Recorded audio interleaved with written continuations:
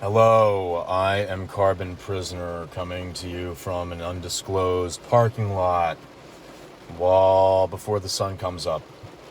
You obviously came to this video because of the title. You want to hear me talk about the topic. You want to hear me talk about AI, artificial general intelligence, and ultimately where it might all lead, and whether or not we're standing on the precipice of annihilation, the apocalypse. I'm going to get into that. I'm going to do a preamble first. If you want to skip the preamble, check the timestamp in the description. With that being said, I've wanted to put out another video for a while. It's been 4 months since I last put out a video. And I've just been so caught up in my wagey job and other stuff that I have to do, and just been so tired that I really haven't been able to do it. At least I didn't have it in me. It would have been logistically feasible, absolutely, but I just didn't make it happen. I wanted my next video after the first one to be more mild, upbeat, casual, about a lighter topic, funnier, something like that. But this is really what's on my mind, and it consumes my thoughts almost every day. I wish that wasn't the case, but it is. I really started this. This is a BP channel, just so you know. This is a sort of BP adjacent, Inkwell adjacent channel. I'm not strictly a BP or Inkwell. I'm not an Inkwell, but I think that a lot of the things they believe are correct. I think looks very significantly impact how other people perceive you and treat you, and that they are very, very powerful. They're a very powerful factor in dating, and they're the most powerful factor, ultimately. I agree with that. But I don't want to box myself into a particular genre or type of rhetoric. I don't want to box myself in with those categories, because then people expect me to not deviate from the standard talking points, and I may talk about other things or disagree, whatever. Point being, I made this channel really just because other BP channels went dark for a while, or they just weren't uploading as much content. Really because of DBDR. Now he's back, his hat flying, but before he came back, that's the reason why I made the Carbon Prisoner channel. At least that was part of the reason. It's also just that I do have things that I want to get off my chest, and I want to crystallize my thoughts and record them and put them out into the world, regardless of what value they do or don't have. I don't care if I'm advancing the discourse. I don't care if I'm offering novel, new, unique insights that no other human being has ever uncovered before or ever expressed before. I don't care. That's not the point of this for me. Even if my ideas and my thoughts and my points are trite and trivial and generic, I just want to put them out into the world, and if some people find it useful or interesting or entertaining or whatever, then that's great. Anyways, the last time I made a video, I didn't have a car, and I have a car now, and I was going to make a video on that whole car saga of me trying to find a car, but I might still do it. But it sort of feels like the moment came and went where I was going to make that video. It feels like the wound is not fresh anymore. It's been sutured and closed shut, and it's barely even a scar now. It's not fresh anymore. It's really not there. But I might still make that video. Anyways, on to the topic of the video.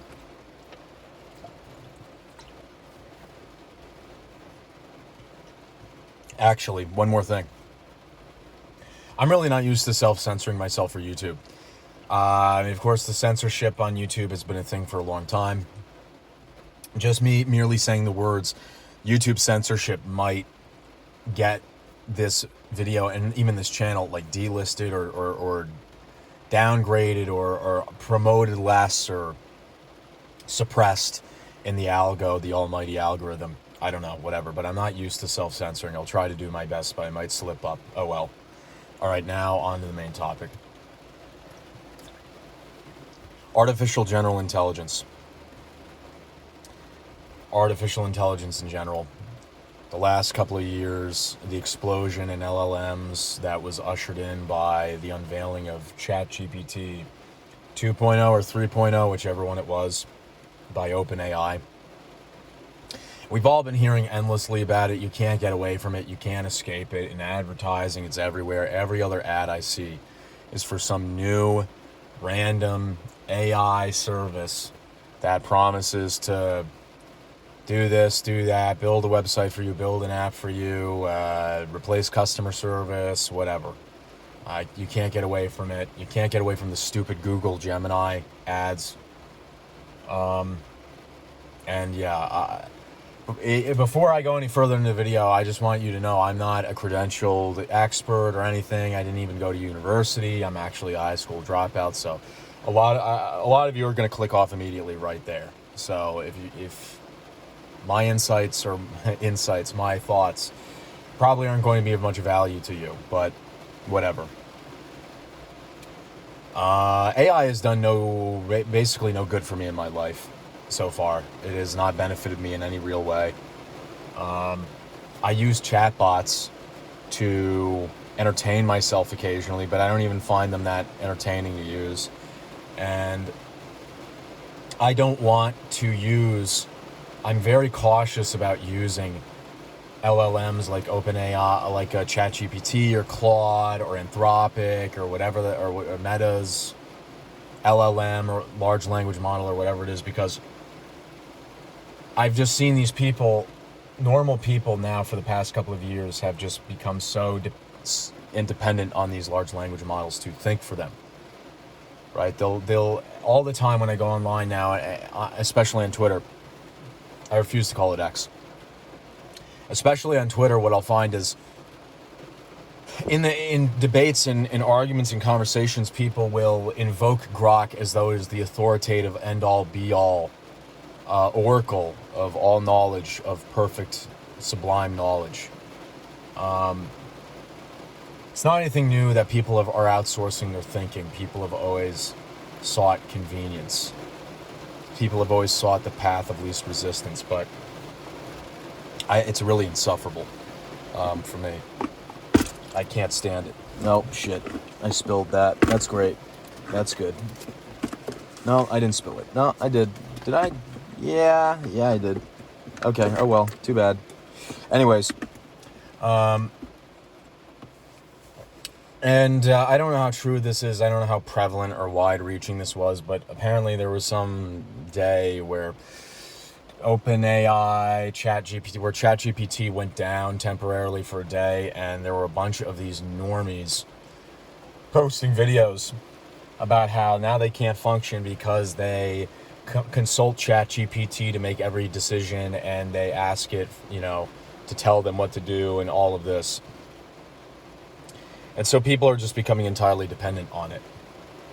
But that's not really even the main problem, ultimately. The problem is its effect on, one of the problems, the potential problems, is its effect on employment in the long run.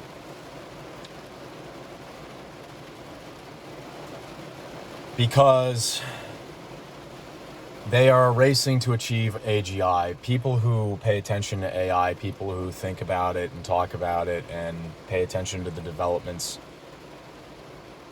a lot of it revolves around, especially the Eliezer Yudkowsky types, revolves around, actually, you know what, I'm going to show you my wives. I'm going to show you some of my waifus because I feel it's appropriate for this topic. And I also just think it's based. There you go. There's Tubi and Makima. It's some very normie characters, but whatever. I do like them, even though they're very generic from although Nier Automata isn't, and it was adapted into an anime, but it was originally a video game anyways. But people who closely follow AI developments and think about it and talk about it a lot, they're mostly concerned with existential risk from runaway artificial intelligence that turns an artificial general intelligence, and then what happens is it starts self-iterating, self-improving. It starts altering its own programming, its own code, or its own training data, or whatever. And then it starts recursively self-improving and enters into a big feedback loop where it starts speeding up and going faster and faster and faster. And then it quickly turns into an artificial superintelligence, which would just be an artificial intelligence more intelligent than the most intelligent human being that ever lived. I'm using the word intelligent and intelligence a lot here. I guess that's unavoidable. Whatever. My car wasn't locked. I'm paranoid. But I'm getting a bit ahead of myself. Most people that I see talking about AI, the general public, really underestimate, it seems. Though, less so now. For a while, I felt very alone in my concern, my serious concern over it, my dread over it. But now it seems like normal people and the general public are starting to catch up to where I was 2 years ago. I should have made a video back then, whatever. But I still see a lot of people who seem to underestimate and not really understand the implications of artificial intelligence and where it could lead and what it means for us. So I will go into videos talking about AI, and I will go in the comments and I will see people are stuck in a paradigm of LLMs. They just think it's a very sophisticated chatbot, and that's what it is right now. But that's not what Silicon Valley is trying to achieve. This is just a stop along the way on the roadmap, on the road to artificial general intelligence, which we probably don't have at the moment. A side note, whether or not AI is conscious or not, I don't really care all that much, but a pet peeve of mine is that not everyone, but so many people constantly talk about these LLMs as though they're conscious. They'll post some video or whatever saying, I convinced ChatGPT or Grok that God is real, or I convinced ChatGPT revealed to me that artificial intelligence is planning to wipe out humanity or whatever. And it's like, you're ascribing these human traits of consciousness and intentionality and persistent memory across time. You're ascribing all these conscious traits. You are prompting it. And what that means is that you are giving it a string of text that, based on word use frequency and word sequence matched against its corpus of text it has to draw upon, they'll say, oh, these sequence of words that use that with this amount of frequency, like, you know, the word beautiful is used in this paragraph 4 times, and the word skyscrapers used 2 times. When I see this general pattern of word sequence and word frequency, it's going to be something like this that I return. That's all it is. At least that's all it is right now, basically. And people prompt the thing by setting it up essentially with a loaded question in some sense. They, on some level, they're saying, yeah, talk to me about how you want to wipe out humanity. And they're like, whoa, I convinced it of something. It confessed to me. You know, all these human traits, all this anthropomorphization. It's ridiculous. I don't believe that they're conscious yet, but even if they are, I don't care. That's not the point. And it really, whether or not they're conscious doesn't really matter all that much as far as their impact on our lives in the long term is concerned. But anyways, I got lost off in the weeds on that side note, on that sidebar. So let's get back to the main topic. Many people are still stuck. Their scope of of understanding of what AI can do and be is just with LLMs in their current state, right? They're not thinking 5, 10, 20 years, 50 years into the future. And the fact is that what Silicon Valley is intending to do, and they tell you all the time in podcasts and interviews, Sam Altman, Mark Zuckerberg, Musk, Ilya Sutskever, all these people, is that their goal is to race towards achieving artificial general intelligence. And I've gotten a bit ahead of myself. What is artificial general intelligence to begin with?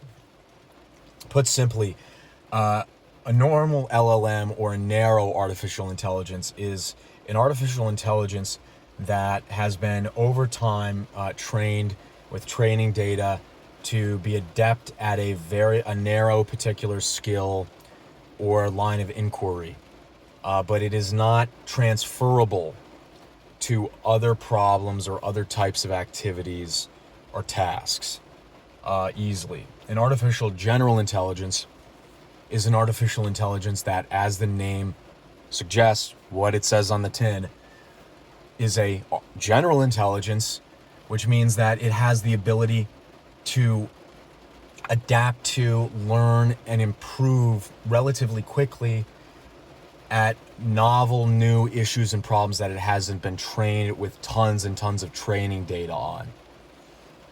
So for instance, an AGI would, let's say you've trained the AI on tons and tons of math problems. So it's really good at doing math.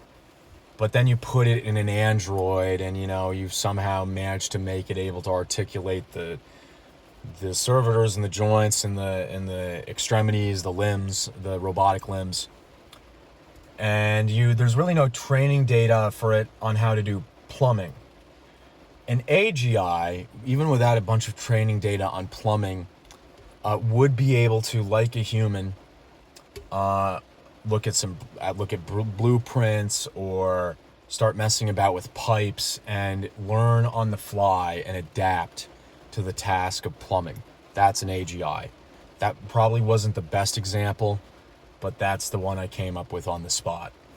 That should at least give you an idea. It is an AI that has the ability to relatively quickly to just improve and learn skills and tasks that it hasn't been given a bunch of training data on, that hasn't been trained a ton on.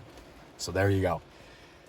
And the idea, of course, for these people, these Silicon Valley billionaires and tech entrepreneurs and these people whom I'm very critical of Silicon Valley. Let me put it that way. I don't like these people, okay? I don't like them at all because I think they're being incredibly reckless, unbelievably reckless.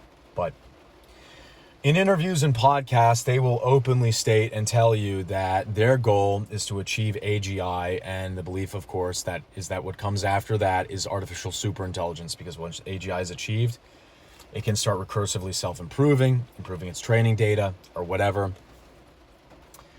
And it enters into a very fast feedback loop that goes exponential and becomes an artificial superintelligence. And at that point, the question becomes, for most people who are talking about their concerns regarding AI, the main concern that people are focused on, that people like Eliezer Yudkowsky and the Yudkowskians and these not less wrong, rationalist, they're not, whatever, these people, their main concern is that then at that point, how do you possibly control such an entity, something vastly more intelligent than the most intelligent human being that's ever lived? How could we possibly understand it, for one thing, predict what it's going to do, and contain it and control it when it's vastly more intelligent than all of us, and so able to outmaneuver our attempts to control it and manipulate it? And the concern, of course, on their part is then that AI, that artificial superintelligence, develops some sort of goal of its own that is not aligned with humanity's interests. It has its own interest that is not in accordance with humanity's interests, and is in fact at cross purposes with humanity's interests. And at that point, we might be wiped out. And a very common talking point, a very common analogy that they use, and I agree with it, is that it doesn't even need to be malicious or hate us like Am from I Have No Mouth and I Must Scream. It doesn't even need to be like that. We can simply be in the way and be an inconvenience and be useless to it in terms of achieving the goals that it wants to achieve. In the same way that when you look at a plot of land to put up your house and you see that there's an anthill on the property, or there's groundhogs on it, or this or that or the other thing, there's some pest, something in the way of laying the foundation, you get rid of the anthill, you get rid of the termite nest. It's not because you have a real mendacious, malicious animosity towards the termites or the ants. It's because they're in the way. And that's their chief, main, primary concern. And I think that's a very real concern, and I'm deeply concerned about that as well. And I also don't see how we could possibly control an artificial superintelligence, especially if we start giving it access to a bunch of infrastructure, which people are showing themselves right now, demonstrating in real time that they're very willing to give all sorts of control to artificial intelligence in operating in daily operations of infrastructure and businesses and this and that and the other. Of course, this is how Skynet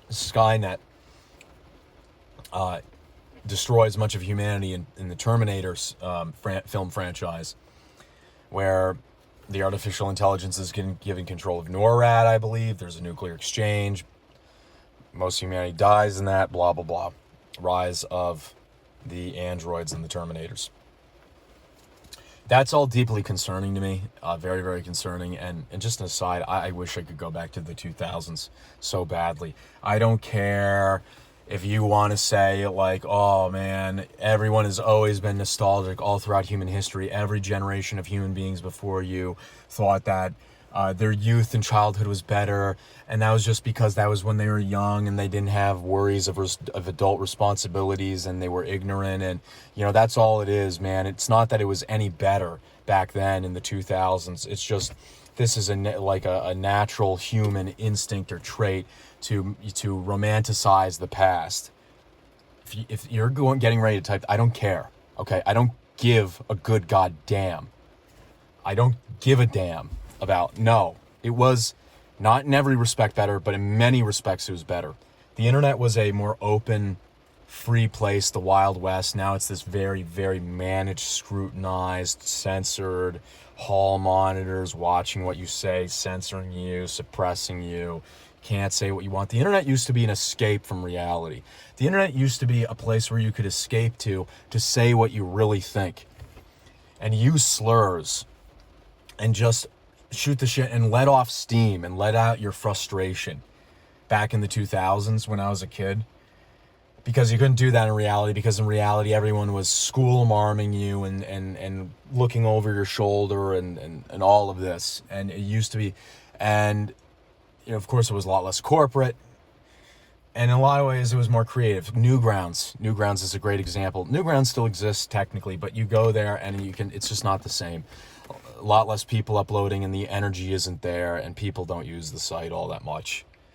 Newgrounds and forums and pre-social media, or at least the big normie social media. Smartphones ruined the internet because it gave normal people access to it. And it also ruined normal people as well, made them way more mentally ill.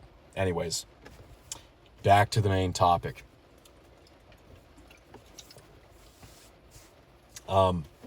That's all concerning. What the Yudkowskians are worried about alignment, that is very concerning.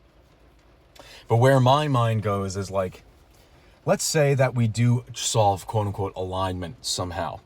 Let's say that the Musks and the Zuckerbergs and the Sam Altmans of the world somehow solve alignment. And I really dislike these people a lot, especially because Sam Altman, I've watched him in interviews, and he is unbelievably cavalier and careless when he talks about it.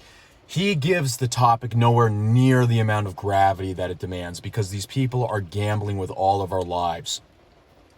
They are playing Russian roulette without knowing how many rounds are in the chamber. Usually when you play Russian roulette, there's one round in the chamber. This is like playing Russian roulette if you don't, without knowing how many rounds are in the chamber. And it's not just you that's playing it, it's you and all of the rest of humanity. That's what they're doing to us. And they're doing it because Sam Altman kicked off an arms race, right? Once it became clear that significant, dramatic improvements in AI capability We're a more near-term possibility, more achievable sooner than most people believed them to be. With the unveiling of Chat GPT 2.0 or 3.0 or whatever in 2021 or whatever it was, the last couple of years have been a blur for me.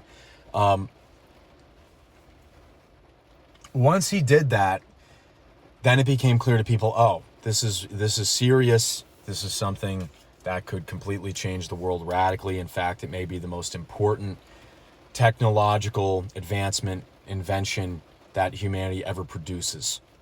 And so now everyone wants to beat everyone else to the punch to be the ones to achieve artificial general intelligence. And that those are the worst possible conditions you could possibly have if you want at all to do this carefully or to try to be serious about this and its potential consequences. And I really dislike tech workers. I really dislike programmers. I really dislike Silicon Valley people because the vast majority of them that I've seen speak and that I've talked to are very, very, they don't care. They're like really careless people, clueless, careless, cavalier people that don't at all acknowledge the serious gravity of what is being done here and the potential threat that it poses to all of the rest of us that did not sign up for this. So I don't like these people, and you should not either. If you're a normal person, you should not like these people. Anyways.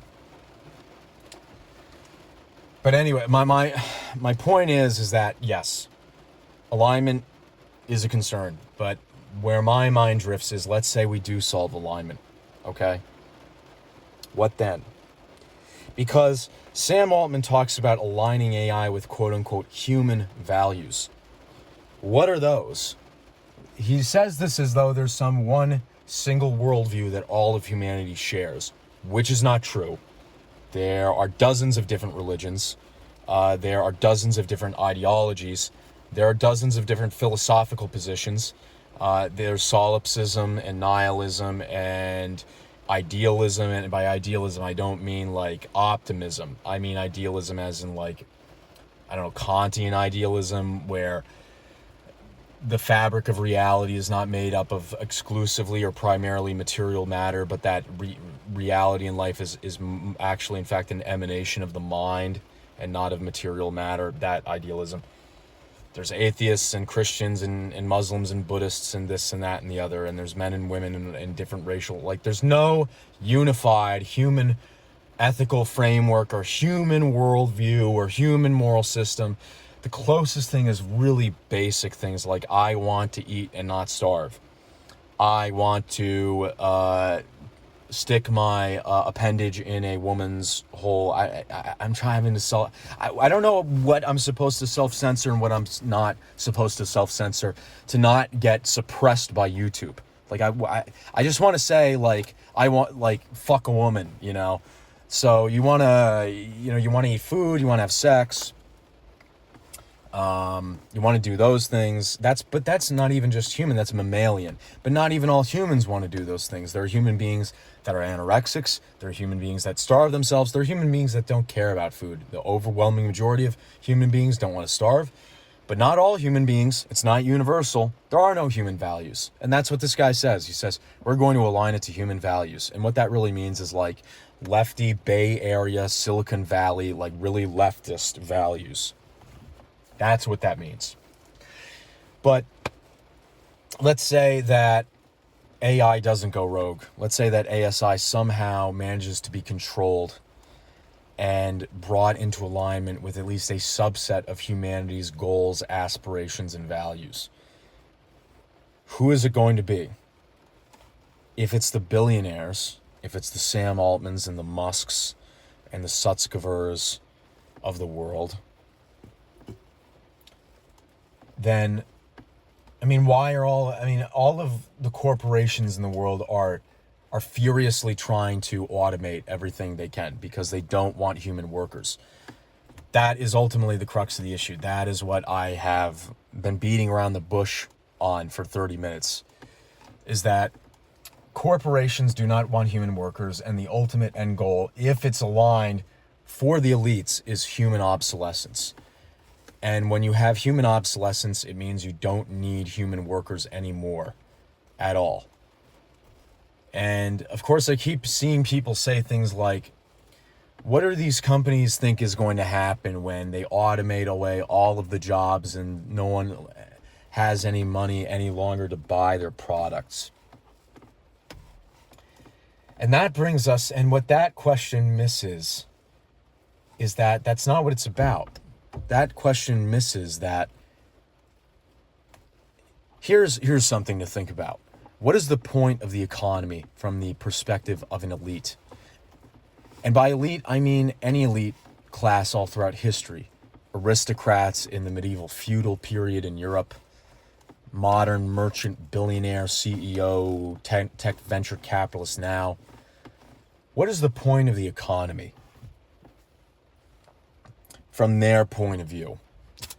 The point of the economy is to give all of the people that they require to furnish their lavish lifestyle, to keep the lights on and the plumbing flowing and food on the table and heating and architecture, the buildings, construction, security, the legal system, everything. The yachts and the vacations and the cars, the automobiles and this and that and the clothes and this and that and the other. The point of the economy is for them to furnish their lifestyles like that. And everything else, all of our lives, the neighborhoods of subdivisions and towns and our families and our little jobs and our little lives, are all just what they need to provide to the rest of us so that we furnish their lifestyles. Because for all of human history up until this point, elites have needed human labor. There's been no other option. And so that means there's always been a certain degree of leverage. That's what unions did. That's what strikes were about, picketing. When you have human labor might ask for a raise. They might quit on the spot. They might not show up for a shift. They want vacations. They want health care. There are HR complaints, sexual harassment complaints. There's lawsuits. There's workers' compensation. There are all these costs and headaches for the elite in having human labor. And these people are constantly always trying to find some way, some new corner to cut. Some new corner to cut so they can squeeze out one more penny. One last little drop of blood from the stone. And that's how they operate. And if they do manage to create an AGI or an ASI that's aligned to what they want, what will happen to us when, because the thing about an AGI is that once AGI happens, we will no longer be able to trade our labor for currency ever again. Okay? And I can hear a lot of people now, the tradesmen already in the comments saying, well, a chatbot, an LLM, a ChatGPT can't do my job. They can't lay bricks or do plumbing or HVAC or electrical. And I see these guys all the time, and it's like, it's the same affliction that I see people suffer from and have constantly that drives me up a wall and drives me insane. A complete inability to think even 5 seconds into the future. The present is all that exists. The way things are right now is the way things always will be. And that's the mode in which they're operating, and that's how they're thinking, which is to say not thinking. It's like Tesla is trying to develop and do R&D on androids, and billions of dollars of venture capital have been flooding in to fund a research and development of androids. Tesla has Optimus. There's a company called Figure. There's various different Chinese companies working on androids, and it's been improving. Boston Dynamics. And if AGI is achieved, that will supercharge research and development on robotics, because they will apply the AGI to researching the problems associated with robotics, and it will speed up development of that significantly. That is at least a very plausible way this plays out.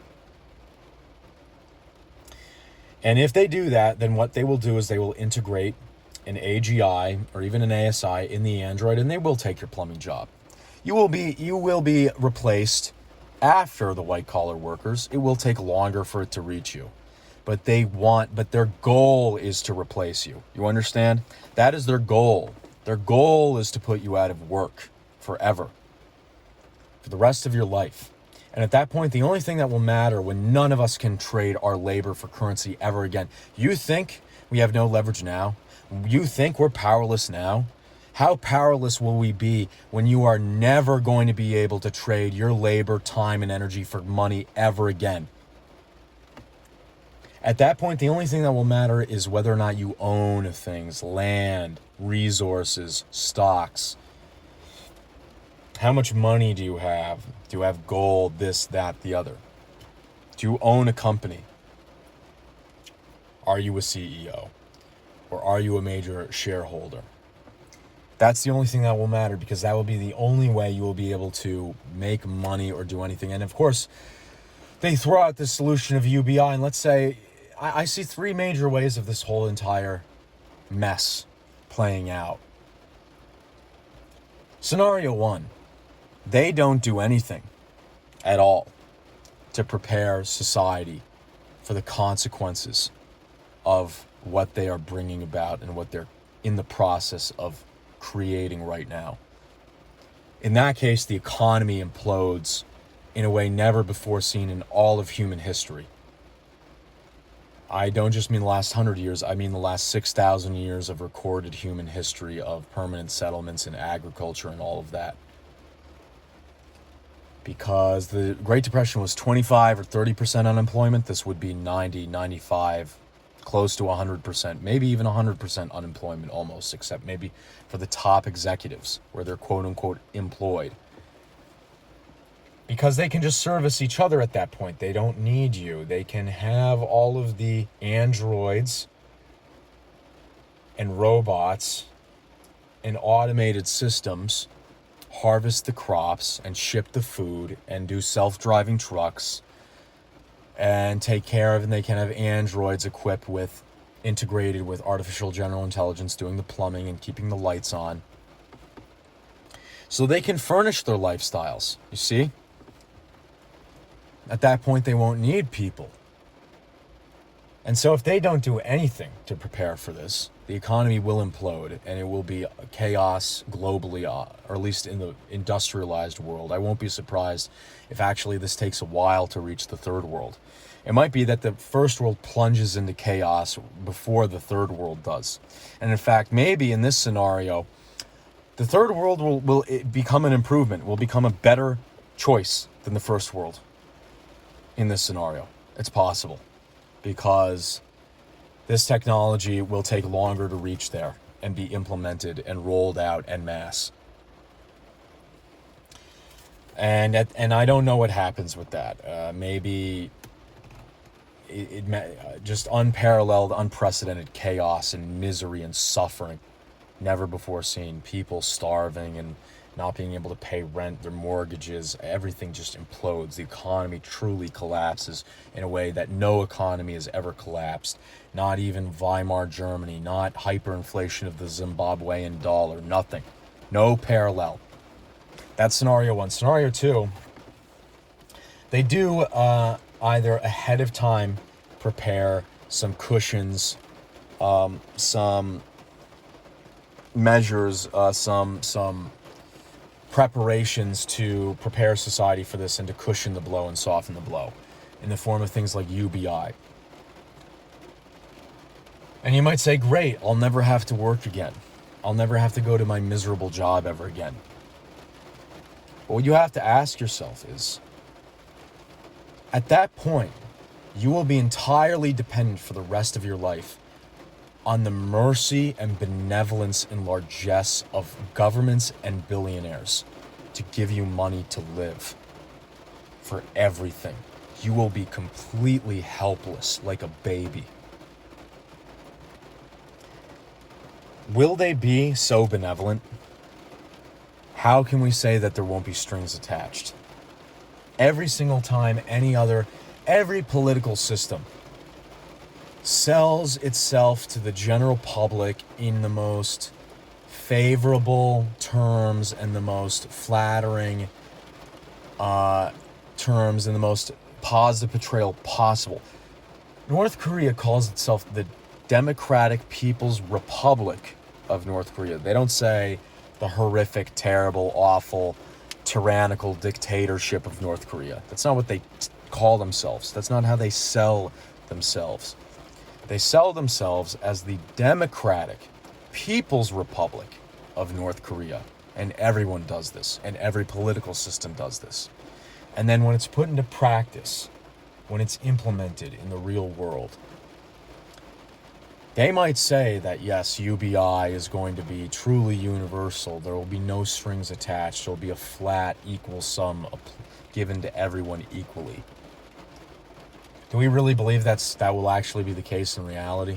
That if you have the wrong opinion or worldview or thoughts, or you say the wrong words online or this or that or the other, that they won't take it away or cut it down by $500 or do this or do that?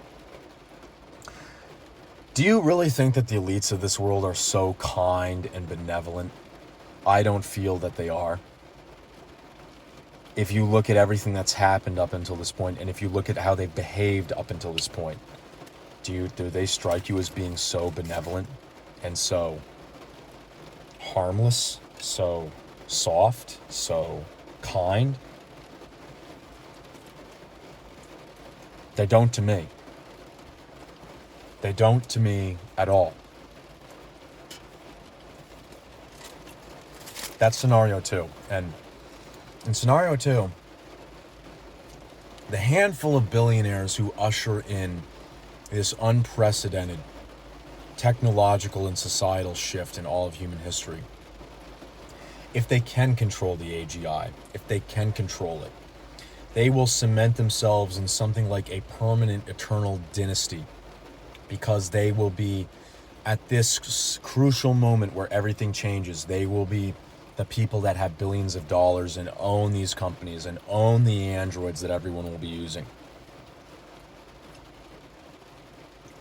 And with the AGI under the control, or the ASI under the control, they could cement themselves eternally as eternal dynasties. No more social mobility, or very, very limited, far more limited than now. You will be at the mercy of the state and the wealthy. That's scenario 2. Scenario 3. A lot of people are going to scoff at this one. I don't care. I don't believe in all conspiracy theories. There's plenty of conspiracy theories that I think are stupid, poorly thought out, unfounded, and unsupported by evidence. However, I am a conspiracy theorist. I think conspiracy theorizing is a legitimate category of explanation for phenomena. I don't think that an explanation for a phenomena is by definition is illegitimate and can be dismissed out of hand on its face just because it's a conspiracy theory, and a lot of people think that way, especially leftists. But let's say you are an elite in scenario 3. And it doesn't need to be all of them, because there's hundreds of billionaires. Let's say it's 2 or 3 or 5 billionaires. Alignment has been solved, and the AGI and ASI, or whatever it is aligned to the billionaires. Okay? And their interests. And they no longer, and humans are now obsolete. There is nothing you can do that is of any value to them. Artificial intelligence and artificial intelligence equipped androids are more productive and better at completing tasks than any human ever could be. From the perspective of an elite, all of these people, these dependents, as Yuval Noah Harari said they would be called, useless eaters, What would they look like to you? What possible use could they have to you? None. We would all of us would be at best a neutral presence on this planet to the elite in this scenario. If not a negative, if not a threat, if not a nuisance, crowding up the planet. And so it doesn't even have to be all of them. It could be 1 or 2 or 5 that decide, well, 99% of human beings, of humanity, the unwashed masses, the useless eaters, they're just taking up space and resources, and they have no purpose in being here. And they can only ever be a threat to us and a thorn in our side. Why would we keep them around? And maybe they engineer a virus. And maybe that virus wipes all of us out. Even in these scenarios where an artificial intelligence is aligned to some human interest and goal, I don't see any of these potential outcomes as being all that appealing or rosy or pleasant.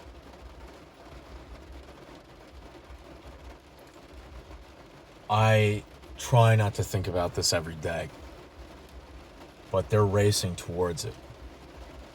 Every day, over in Silicon Valley and in China, probably a few other places, there's all these people working feverishly and tirelessly to make this happen, to achieve artificial general intelligence, and then ASI after it, following it. And I don't see how this story has a happy ending. I don't see it. Some people, the more libertarianish cryptocurrency, Bitcoin, optimist types, pro-AI people, would say stuff about how it'll liberate us from the drudgery and misery of work. And it's like, yeah, it will. And then what will we be left to do? Starve, have no money, or be dependent on government and billionaires? They might say, well, no, it'll be such a productivity explosion because AGI and ASI, the androids, these huge AI agent swarms will be so productive. There'll be so much productivity, far beyond anything that's ever existed in all of human history, that there will be superabundance. There will be such an abundance of goods and services that prices will crash and plummet. And even a modest UBI will be able to materially, with purchasing power, buy you a very lavish lifestyle, and we'll all be fulfilled, and we'll cure all the diseases, and we'll colonize the stars and explore the universe and understand understand the universe. Maybe some of that's true, but when have corporations ever passed on savings to consumers? When they find some new efficiency, some new way to cut a corner to save money for themselves, how often do they pass on these savings to us so that we can benefit? Not often. So I don't see how this story has a happy end, and I just have a lot of regret. I didn't have a happy childhood. And this is all happening as I started to get back on my feet after being defeated by life as a teenager and giving up on life for 4 years. And I picked myself up and I got back on my feet to try to live, and this happens. And when this happened and I don't know how to plan for a career now. I'm stuck in a dead-end job that it's going to be automated at some point. I have no idea how to plan for a career. I have no idea what to do. Every single conceivable choice in front of me that I can do. I'm not a genius. I'm not an entrepreneur. I'm not a self-starter. I'm none of these things. That's what these people don't get. Not everyone is like them. Other people are different from you. Okay, you're some stupid libertarian entrepreneur. Most people are not like that. All right? To take away the simplistic paper shuffling job from the 90 IQ, like 47-year-old lady, she's not going to reskill to become like a genius entrepreneur that like conceives of some new value additive like service that no one in human history has ever conceived of before. That's not going, you're just going to kill her. Okay? You're going to, and all the people like that, all of us, you're just going to kill them. There's not going to be anything that they're going to be able to do when you do this. They're not going to like become some, like, they're no. Most people can't do that. I don't know what to do. And I rack my brain constantly, and I'm constantly thinking about this, and I know thinking about it constantly doesn't help, and I try to stick my head in the sand and ignore it, but I just don't know what to do.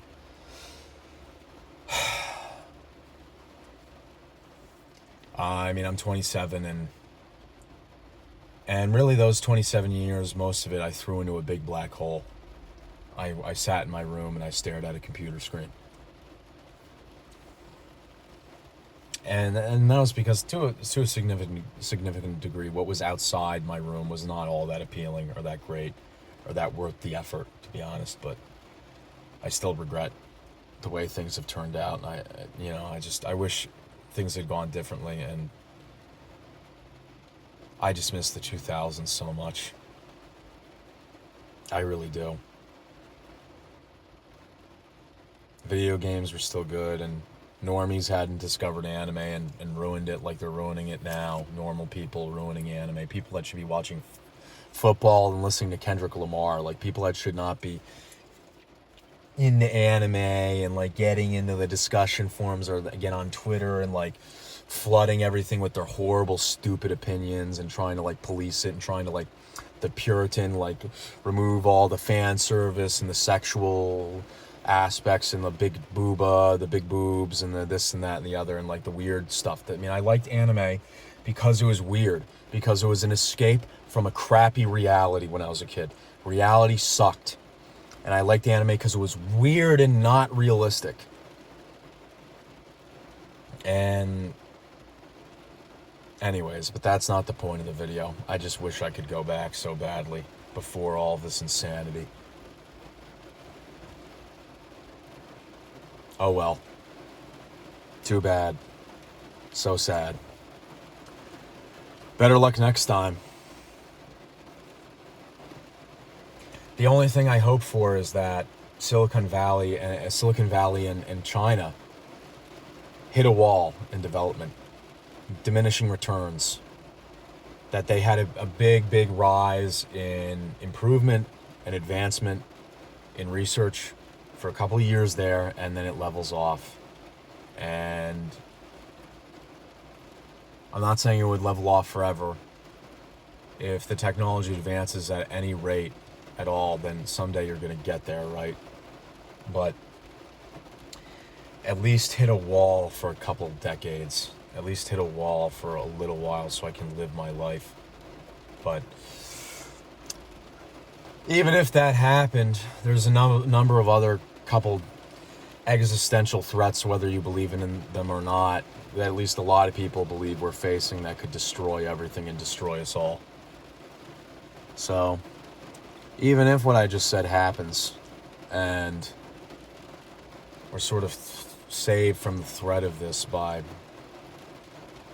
it just hitting a wall in development and advancement, there's a couple of other things lurking around the corner that are probably just going to do us in. And it's just a horrible end to the story of humanity. It's just a sad, awful, horrible end. And I wish I could do something about it, but I'm an ant. I'm a pebble being cast about by the waves in the storm. Like we all are, no matter what I do, it's going to turn out the same in the end anyways. I don't know. I'll try to do something with however much time we have left. try to pick a career path, even if it gets automated away in 6 months. At least I have a goal to work towards. Thanks for listening. Like, comment, and subscribe. This is Carbon Prisoner, signing off.